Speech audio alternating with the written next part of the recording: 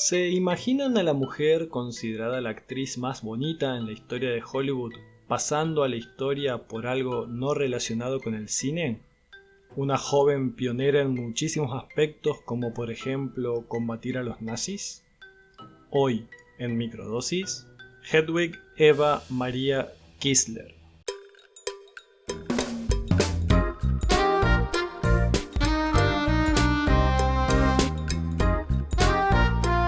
Hola amigas y amigos, gracias por venir. Hoy vamos a hablar sobre Hedy Lamarr, una de las mujeres más bellas en la historia de Hollywood, quien además de haber protagonizado una treintena de películas, tuvo también una vida de película. Una mujer que trascendió al mundo artístico para pasar a la historia por algo más que sus apariciones en la gran pantalla. Hedwig Eva Maria Kistler nació en Viena el 9 de noviembre de 1914. Era hija de una familia burguesa de origen judío y ya desde muy pequeña demostró tener una inteligencia especial. Para los 11 años ya dominaba el piano, la danza y hablaba 4 idiomas. A los 16 decidió comenzar a estudiar ingeniería, carrera que abandonó para irse a Berlín, porque quería dedicarse a su verdadera pasión, que eran las artes escénicas. Allí comenzó a estudiar con Max Reinhardt, director de teatro y de cine. El nombre artístico con el que se lanza a la fama fue el de Hedy Kistler. Con ese nombre protagonizó 4 películas, pero hubo una de ellas que atrajo la atención del gran público. La fama total le llegó a raíz de su aparición en Éxtasis, una película checa de 1933 dirigida por Gustav Majatý. Éxtasis pasaría a la historia por ser la primera película en mostrar un desnudo femenino, o al menos eso se decía, lo cual no es del todo cierto, ya que había otras películas que habían mostrado el cuerpo femenino desnudo, pero lo hacían desde un punto de vista artístico y no desde un punto de vista netamente erótico como lo era en Éxtasis. Siempre y cuando hablemos no del cine comercial, ya que el cine pornográfico había nacido prácticamente al mismo tiempo que el cine y había películas que mostraban sexo explícito, pero no eran las que se exhibían en cartelera. En lo que sí se convierte pionera Éxtasis es en ser la primera película que muestra una escena sexual, o al menos nos la deja intuir, ya que no es para nada explícita. Lo que uno ve son los rostros de los protagonistas e intuye lo que está sucediendo a raíz de ello. Hedy Kistler se transforma así en la primera mujer de la que vemos un orgasmo femenino en una película. Para los estándares de hoy la escena pasaría como una más sin pena ni gloria, pero en 1933 fue un escándalo absoluto. En muchos países incluso fue prohibida, entre ellos Estados Unidos, donde se estrenaría recién una década más tarde. Hedy Kistler se transforma así en una bellísima, joven y talentosa actriz catapultada de lleno a la fama a raíz de las repercusiones que tiene la película. Pero su carrera como actriz estaba a punto de dar un vuelco inesperado. El magnate de la industria armamentística, Friedrich Mandel, completamente obnubilado por la belleza de Hedy, arregló con sus padres un casamiento, por lo que la joven fue prometida en matrimonio en contra de su voluntad a unos jovencísimos 18 años. Su carrera como actriz muere a nada de haber nacido y comienza en su vida una época oscura, que, como ella misma contaría tiempo más tarde, consideró como una etapa de esclavitud. Friedrich es un hombre perdidamente cegado por la belleza de Hedy, pero también es extremadamente celoso y muy poderoso. Tiene negocios con Hitler y es amigo personal de Mussolini. Para Hedy, todo tipo de vida social se termina. Su marido la obliga a estar permanentemente a su lado, la lleva a sus reuniones de negocio, a sus cenas sociales, la convierte en su propia sombra. El resto del tiempo, la mantiene encerrada en su mansión. Hedy había aprovechado su soledad para continuar con los estudios de ingeniería que había interrumpido y utilizó su inteligencia para obtener de los clientes y proveedores de su marido los pormenores de la tecnología armamentística de la época.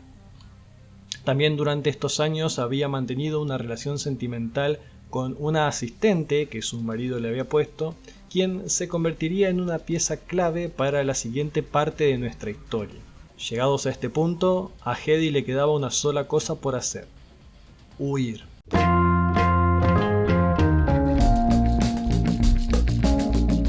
Primero la versión oficial.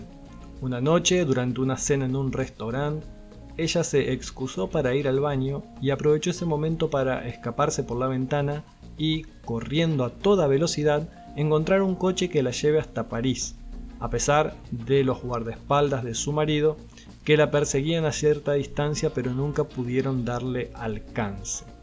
Durante años se creyó que esto era lo que había sucedido, pero ella misma en su autobiografía contó otra versión. Dice que administró un somnífero a su asistenta, con la que había mantenido una relación amorosa, y pudo salir de su casa disfrazada como ella, ya que la había contratado específicamente por su parecido físico. De esta manera logró llegar a la estación de tren y viajar hasta París. ¿El romance de Hedy con ella fue sincero o fue una simple manipulación que formaba parte de su plan de huida? En todo caso, lo que queda claro es que necesitó definitivamente de su ayuda para poder escapar. Ya en París, decide seguir hacia el norte, en dirección a Londres, donde va tras los pasos de Louis B. Mayer, el empresario de la Metro-Goldwyn-Mayer.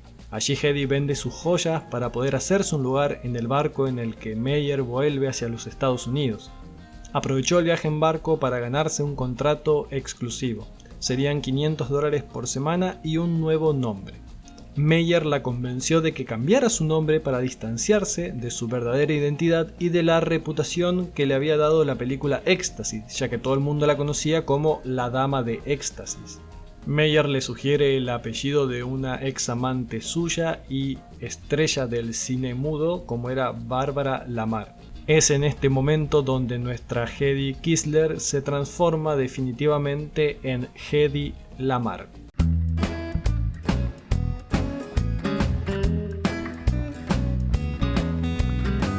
En Hollywood se ganó la fama de ser una actriz muy glamorosa, término con el que la propia Hedy no estaba de acuerdo, ya que nos dejó para posteridad la frase «Tener glamour es fácil, solo tienes que quedarte quieta y parecer estúpida». Su papel más recordado entre más de 30 películas fue en Sansón y Dalila, de 1949, dirigida por Cecil DeMille, donde interpretó a Dalila, que era la protagonista. Aún al día de hoy es considerada como la actriz más bella en toda la historia de Hollywood.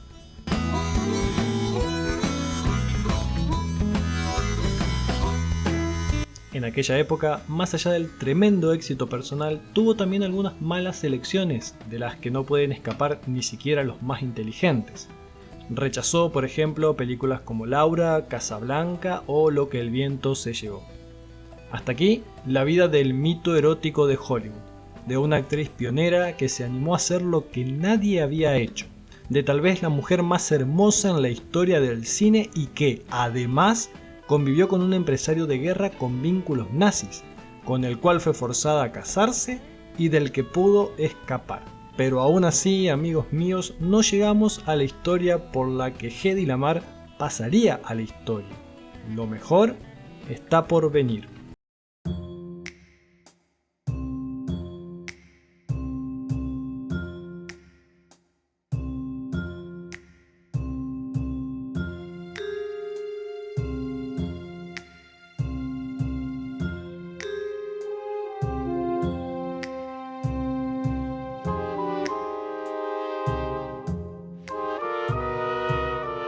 Para la Hedy ingeniera, aquellos años en cautiverio en la mansión de su esposo le habían sido de mucha utilidad en términos de avances científicos.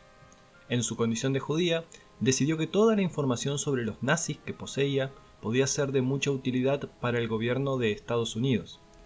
Además, se sabía lo suficientemente inteligente como para ayudar a los aliados en la guerra, así que puso manos a la obra con la intención de ayudar a desarrollar tecnología de uso militar. Hedy sabía que los gobiernos se resistían a fabricar un misil teledirigido por miedo a que el enemigo interceptase o interfiriese la señal de control e intentase utilizarlo en contra de quien lo había lanzado. En un trabajo conjunto con el compositor musical George Antheil, patentaron un sistema de comunicación secreta. Era una versión temprana del salto en frecuencia, una técnica de modulación de señales en espectro expandido que utilizaba un par de tambores perforados y sincronizados como si fuese una pianola para cambiar entre 88 frecuencias distintas.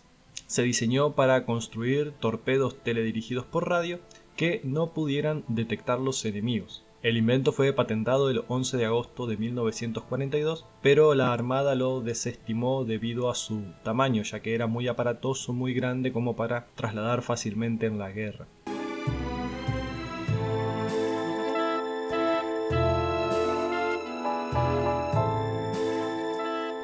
Poco tiempo después, el 1 de octubre de ese mismo año, aparecía en The New York Times la primera mención pública del invento, a pesar de lo cual las autoridades de la época no consideraron la posibilidad de su realización práctica.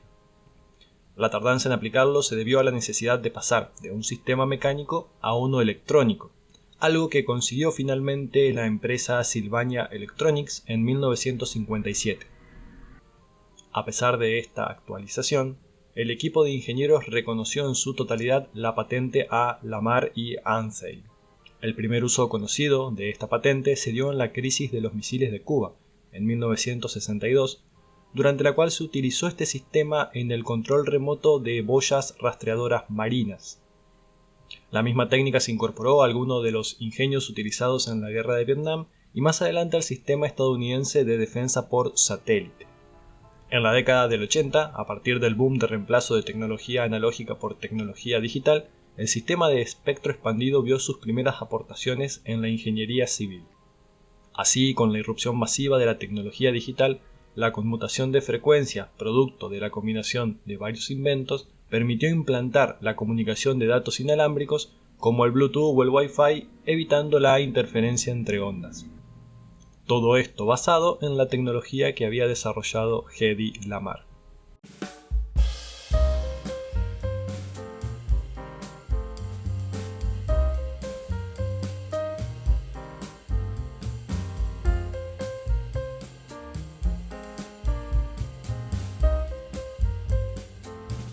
Lamarr tuvo 3 hijos, se casó y se divorció un total de 6 veces.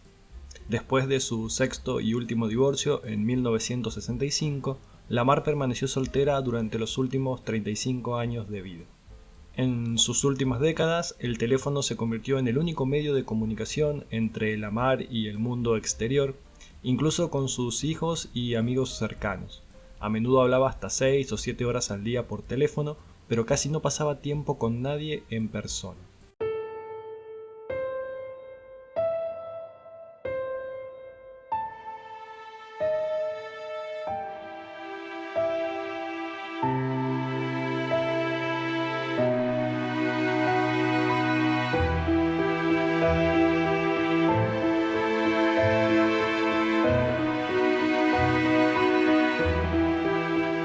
Falleció en Florida el 19 de enero del año 2000. Su hijo hizo trasladar sus cenizas a Viena por pedido expreso de Hedy. Por su carrera en el mundo del cine, tiene una estrella en el Paseo de la Fama de Hollywood, en el 6247 de Hollywood Boulevard, junto a Vine Street. En 1997, Lamarr y George Ansel habían sido honrados conjuntamente con el premio Pioneer de la Electronic Frontier Foundation, y Lamarr también fue la primera mujer en recibir el premio Bulby, también conocido como el Oscar de los inventores. Cuando se enteró, quedó imperturbable y comentó escuetamente "It's about time", ya era hora. En el 2014, Lamarr fue incluida a título póstumo en el Salón Nacional de la Fama para Inventores por la tecnología de espectro ensanchado por salto de frecuencia. El 27 de agosto del año 2019, un asteroide recibió su nombre, 32730 Lamarr.